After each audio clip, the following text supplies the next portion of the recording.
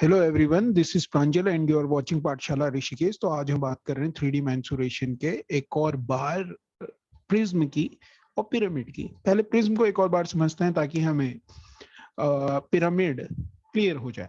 ठीक है, तो देखिए हमारे पास यहाँ पे राइट प्रिज्म है और जो इसकी डेफिनेशन है उसे पढ़ते हैं एक बार। A solid having top and bottom faces identical, जिसके टॉप आपको ये दिख रहा है, ये टॉप है, और बॉटम दोनों फेसेस एक जैसे हों, आइडेंटिकल हों, एक ही हों, एंड साइड फेसेस रेक्टेंगुलर, और जो साइड फेसेस हैं वो रेक्टेंगुलर हों। तो ये देखो, ये साइड फेसेस हैं, ये रेक्टेंगुलर है ना, साइड फेस रेक्टेंगुलर है ना, साइड फेस रेक्टेंगुलर। तो अगर रेक्टेंगुलर है तो इस तरह की जो फिगर बन के आती है इसे कहते हैं प्रिज्म। Got it? तो ये एक ऐसा प्रिज्म है जिसका बेस पेंटागन है, तो पेंटागन प्रिज्म कहेंगे इसे। ठीक है, in a prism with the base of n side, अगर किसी प्रिज्म की एन साइड्स हैं तो यहाँ पे हमारे पास 5 साइड्स हैं। नंबर ऑफ वर्टिसेस, तो नंबर ऑफ वर्टिसेस जो होंगी, वर्टिसेस ये हो गए, वर्टिसेस जो शीर्ष हो गए इसके कितने हो गए, 5 नीचे हो गए बॉटम पे और 5 ही ऊपर होंगे। यहाँ पे देखिए, तो 5 + 5 10 हो जाएंगे। तो फॉर्मूला आ गया आपके पास 2n। नंबर ऑफ फेसेस, जो फेसेस हैं ये जो है ये एक फेस है, तो जितने भी साइड थी हर साइड पे एक एक क्या है, एक फेस है। ये साइड है, इस पे एक फेस है, ये ऊपर जा रहा है। आ रही है बात समझ में? एक साइड ये है, इस पे एक फेस जा रहा है, ये ऊपर इस तरह से। एक साइड ये है, इस पे ये फेस जा रहा है ऊपर। Got it? ऐसे ही टोटल 5 साइड्स हैं तो 5 फेसेस होंगे जो कि लेटरल सरफेस बनाएंगे इसका, और टॉप और बॉटम 2 फेस और हो गए, तो टोटल n+2 फेसेस होते हैं किसी भी प्रिज्म में। Got it? समझ में आ रही है बात? ठीक है, अगर ये बात समझ में आ रही है तो आगे समझो क्या हो रहा है।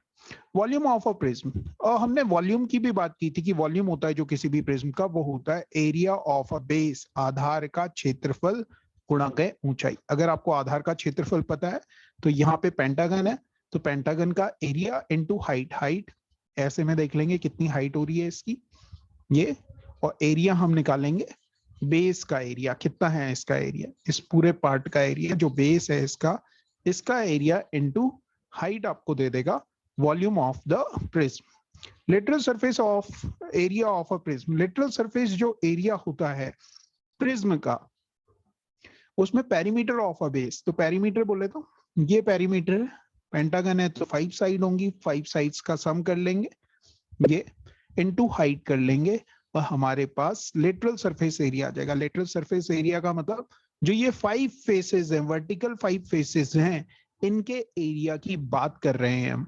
Got it? इनके एरिया की बात कर रहे हैं हम, इसे कहते हैं हम लेटरल सरफेस एरिया। इसके बाद आ गया टोटल सरफेस एरिया।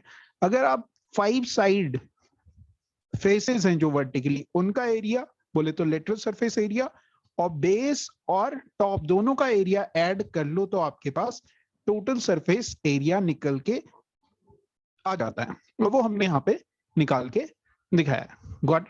चलिए नेक्स्ट पे चलते हैं और नेक्स्ट समझते हैं कि नेक्स्ट फिगर क्या है हमारे पास। देखिए नेक्स्ट फिगर, और ये है हमारी नेक्स्ट फिगर जिसका नाम है आई थिंक पिरामिड। पिरामिड, ठीक है, पिरामिड, पिरामिड, पिरामिड ही कहते हैं, pyramid. A solid having bottom face, no top face, with triangular side faces. Triangular side faces. Bottom face तो होगा लेकिन टॉप फेस नहीं होगा।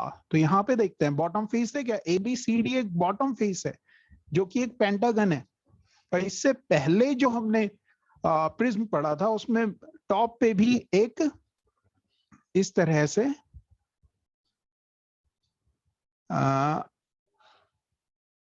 ऐसे करके टॉप पे भी एक आपके पास पेंटागन था, लेकिन जो आपका पिरामिड होगा उसमें टॉप पे आप पे कोई फेस नहीं होगा, वो एपेक्स बोले तो जो टॉप पॉइंट है वहां पे सारे के सारे जो साइड फेसेस हैं या लेटरल फेसेस हैं वो आके एक पॉइंट पे मिल जाएंगे। इस पॉइंट को कहते हैं एपेक्स पॉइंट या एपेक्स गॉट इट। इसके बाद आता है वॉल्यूम ऑफ द पिरामिड। इससे पहले हम ये देख लेते हैं वर्टिसेस कौन कौन सी हैं, कौन कौन से वर्टिसेस हैं। तो देखो जितने फेसेस हैं, सॉरी जितने साइड का पिरामिड है, बेस जितने साइड का है, कितने साइड का बेस है, तो आप बोलेंगे 5 साइड का बेस है और एक ये टॉप पे, टोटल 6 फेसेस हो गए। तो आप वर्टिसेस लिखेंगे n+1, वर्टिसेस हो जाएंगे n+1 वर्टिसेस होते हैं किसी भी पिरामिड में। मतलब बेस कितने साइड का पॉलीगन है और एक जो वर्टिसेस है वो ऊपर टॉप पे होगा, ठीक है। इस तरह से हम बता सकते हैं।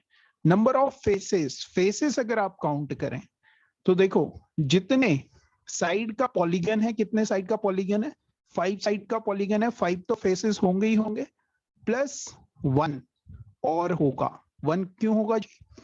1 इसलिए होगा क्योंकि बेस भी तो एक फेस है, बेस एक फेस है, तो n+1 फेसेस इसमें होते हैं।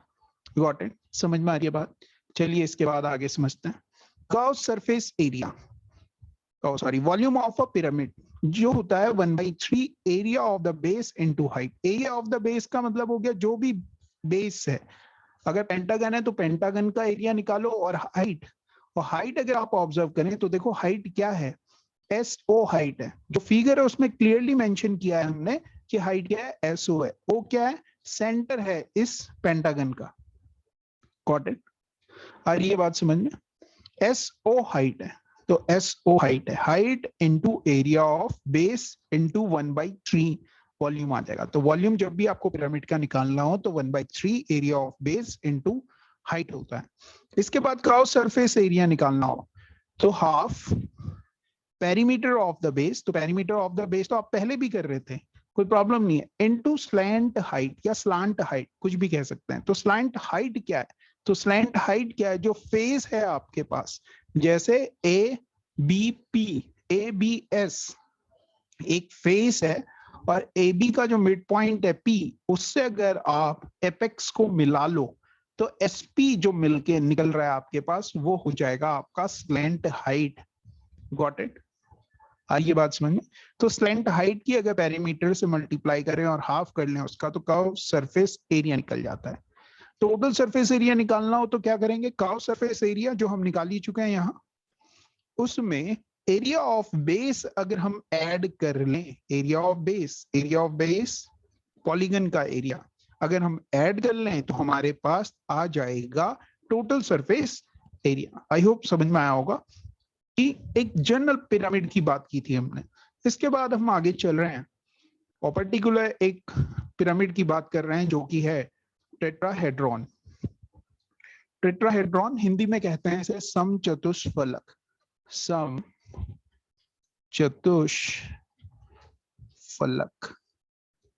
फलक बोले तो फेस, सम बोले तो इक्वल, चतुष बोले तो 4, फलक बोले तो फेस। ऐसा पिरामिड जिसमें 4 फेसेस हों उसे कहते हैं टेट्राहेड्रॉन। ठीक है? एरिया ऑफ, तो 4 फेसेस हैं, इट मींस 4 ट्राइंगल्स होंगे are equal and triangles are same. Area of all the 4 triangles are equal and, मतलब ये 4 ट्राइंगल से मिलके बना होगा। कैसे बना होगा यहाँ पे समझते हैं। अगर आप देखें ABC एक ट्राइंगल है, दिख रहा है ना ABC, ये दिख पा रहा है सबको? ABC सबको दिख रहा है? ABC एक ट्राइंगल है, इसकी जो साइड है AB, AC और BC, इन पे आपने इनके जो फेसेस हैं उन्हें आपने ऊपर की तरफ बढ़ाया और एक पॉइंट पे लाके खत्म कर दिया, रोक दिया।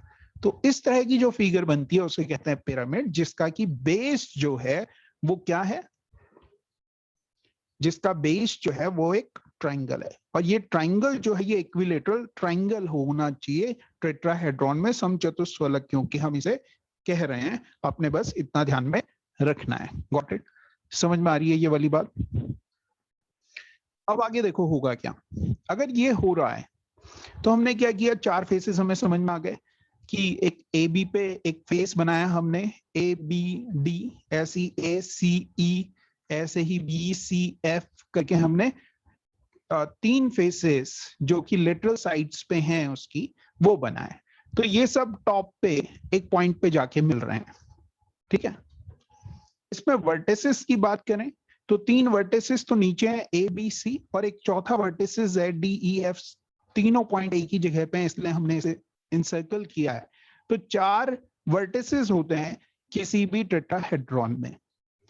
फेसेस की बात करें तो 4 फेसेस होते हैं, एक तो बेस हो गया और 3 साइड पे एक एक फेस और होता है, तो 4 फेसेस हो गए इस पे। Got it. जो फिगर है वो मैंने खुद बनाई है बहुत ज्यादा मेहनत के बाद, और आप देख सकते हैं कि किस तरह से ये निकल के आई है। एक 3D फिगर बनाने की मैंने आज कोशिश की है बहुत दिनों के बाद। Got it. इसके बाद आपके पास जो है वो है स्लांट हाइट। ये बहुत कंफ्यूजन क्रिएट करता है कि स्लांट हाइट होती क्या है। जो अगर मैं आपसे कहूं कि AC एक साइड है और इसका इस पे जो फेस है वो है ACE, दिख रहा है ना, ये देखो इस तरह से ACE है ना। तो अगर ACE ट्राइंगल को अगर आप देखें तो उस पे जो मीडियन है, जो कि ये इस तरह से बन रहा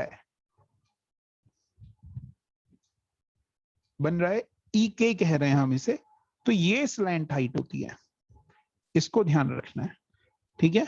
ऐसे ही स्लैंट हाइट एक ये है L, और ऊपर जा रहा है ये D पे मिल रहा है, LD एक स्लैंट हाइट है, ठीक।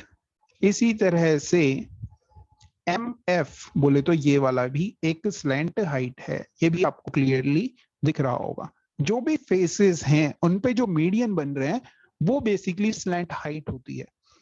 Got it. और ये बात समझ में। इसके बाद हाइट की बात करते हैं, हाइट को समझते हैं कि हाइट क्या होती है। देखो हाइट क्या है, जो ये बॉटम पे जो ट्राइंगल है उसका अगर आप इन सेंटर देखें या कोई भी सेंटर देखें तो वो एन पे होगा, क्योंकि ये इक्विलेटरल ट्राइंगल। सेंट्रॉइड देखें, कुछ भी देखें, एन पे होगा। एन से अगर आप एपेक्स को, ये एपेक्स है ना, एपेक्स को अगर ज्वाइन करते हुए एक लाइन बनाएं तो जो लाइन बन रही है वो आप कहेंगे DN बन रही है। देखो DN बन रही है, EN बन रही है, EN बन रही है, या FN बन रही है। तीनों की तीनों लाइन का मतलब है सेम ही है, क्योंकि ये DEF सेम पॉइंट है। Got it. तो ये जो है इसे हम कहते हैं height of the tetrahedron. I think आज के बाद किसी भी स्टूडेंट को इसमें प्रॉब्लम नहीं होगी कि टेट्राहेड्रॉन में हाइट क्या होती है, स्लैंट हाइट क्या होती है। Got it. समझ में आ रही है बात। इसके बाद इन्होंने कहा है कि इन radius of a triangle ABC। ABC देखें बॉटम पे जो ट्राइंगल है वो ABC है, ABC। इन रेडियस की बात करें तो इन रेडियस अगर आप कहें तो आप कह देंगे कि MN, यही तो है इन रेडियस, MN। हाँ बोलेंगे हाँ यही होती है इन रेडियस, ठीक है। MN की वैल्यू क्या होती है तो आपको डायरेक्टली फॉर्मूला पता होगा, A/2√3 होती है।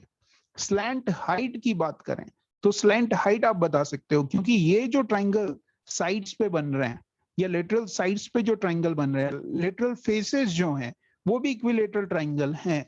तो हमने बात कही थी कि जब भी स्लैंट हाइट की बात करेंगे तो ये बेसिकली कुछ नहीं बस मीडियन है। आप थोड़ा सा पीछे जा सकते हैं और इसे देख सकते हैं कि क्या बताया था मैंने।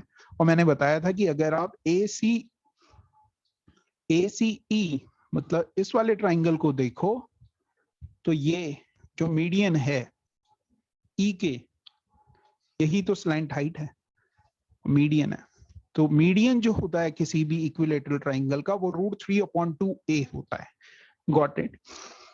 और क्योंकि ये सारे ट्राइंगल इक्वल हैं, जो लेटरल फेसेस पे बन रहे हैं, लेटरल फेसेस पे जो फेस पे जो ट्राइंगल है वो तीनों इक्वल हैं, तो हम ये कह सकते हैं कि जो ये कौन सा L है, ये DL, ये भी इतना ही होगा। होगा कि नहीं होगा, एक बार फिर से रब कर लेते हैं। जो DL होगा ये, जो कि AB और AB और D फेस पे बन रहा है, ABD फेस पे बन रहा है, ये भी इतना ही होगा। इसे DL नाम दे दिया हमने। और अगर मैं आपसे कहूं इन रेडियस जो है यहां से लेके यहां तक की जो डिस्टेंस है वही तो इन रेडियस है, वो भी आपने निकाल ली है, तो आप हाइट नहीं निकाल सकते क्या? क्या आप ये लेंथ नहीं निकाल सकते? आपको दिखना चाहिए कि ये एक राइट एंगल ट्रायंगल है। दिख रहा है क्या राइट एंगल ट्रायंगल है? आप बोलेंगे हाँ जी हमें दिख रहा है। आपको इन रेडियस पता है, बोले तो एल एन पता है, डी एल पता है, तो क्या आप कौन सा है ये डी एन नहीं निकाल सकते? डी एन नहीं निकाल सकते तो आप बोलेंगे निकाल लूंगा। क्या करेंगे आप? तो आप पाइथागोरियन ट्रिपलेट लगाएंगे या पाइथागोरस थ्योरम लगाएंगे और हाइट डी एन निकाल लेंगे जो कि ये है। Got it? समझ में आ रही है? समझ में आ रही है? फिगर बहुत प्यारी है, इस फिगर को ध्यान से देखना। इस फिगर का कुछ लेना देना नहीं है, जो सेकंड फिगर है उसका कुछ लेना देना नहीं है, बस आपने इस फिगर को सही से देखना है कि इसमें क्या हो रहा है। Got it? तो यहां से आपको क्लियर होगा कि h जो है, जो कि हमने कहा है डी एन के बराबर है, वो आ गया आपके पास √2/√3a। Got it? क्लियर है? इतना अगर समझ में आ गया, इसे एक और बार देखना बहुत ज्यादा इंपॉर्टेंट है। एक एक चीज क्लियर करने की कोशिश की है मैंने, क्योंकि बहुत बहुत बहुत कंफ्यूजन रहता है आप लोगों को इस पे, और बार बार आप एक ही चीज पूछ रहे होते हो बार बार। उसके बाद वॉल्यूम की बात कर रहे हैं, तो टेट्राहेड्रॉन कुछ नहीं, बस एक पिरामिड ही तो है। तो पिरामिड का आपको वॉल्यूम पता है 1/3 area of a base into height. Base का जो एरिया होता है, बेस जो है वो आपका इक्विलेटरल ट्रायंगल है, तो उसका एरिया का फॉर्मूला लिखा √3/4a²। हाइट आप निकाल चुके हो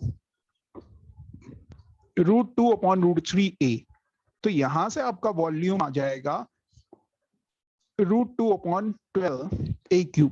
ये आपको लर्न कर लेना है। अगर आपको लर्न नहीं भी है तो भी आप फाइंड आउट कर सकते हो, बस आपको हाइट पता होनी चाहिए किसी भी टेट्राहेड्रॉन की।